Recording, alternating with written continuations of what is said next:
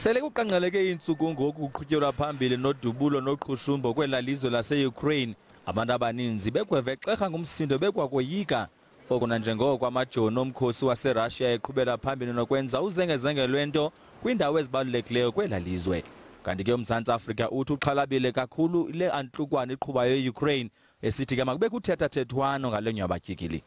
South Africa is of the view that this armed conflict, like all others, will result in unnecessary human suffering and destruction with global ramifications. Namaqela ezopolitiko ke athi ayatsarhwa noko kokuqhubekayo phakathi kwe-Russia ne-Ukraine. As the National Freedom Party, we are concerned and in fact gravely worried about the impact of this raging war on citizens. Already women have been killed, children have been killed and their homes destroyed. In fact, the entire country of Ukraine is in shambles. This should have been avoided, and we are calling for all those involved to cease hostilities for the benefit of the innocent lives and the world peace. The ACDP is very concerned about what appears to be Russia's unprovoked invasion of Ukraine.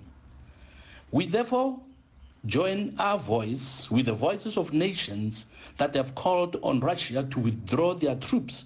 Yona ke iDA iphakamise iflag yase-Ukraine ngeyibonakalisa inkxaso kweli lizwe. It is simply unacceptable in modern times that we have an invasion of an independent, sovereign democracy by another power aggressively marching towards its capital. Ngethuba i-FF Plus isithi urhulumente makancedise abantu boMzantsi Afrika abakwela lizwe lase-Ukraine ngeento ebazidingayo. The Freedom Front Plus appeals to the government to do everything and as quick as possible to assist those people to return to South Africa. Nanjengoko ke ihlabathi lisithi makubekho unqumama noko kwezi ziganeko ziqhubeka kwela lizwe akwaziwa okokuba ingaba bethu iRussia iza kuphulaphula kusini na ize ihlale phantsi kwisithebe sengxoxo ne-Ukraine. Ndingu Abongile Dumako kwindaba ze-SABC eGauteng.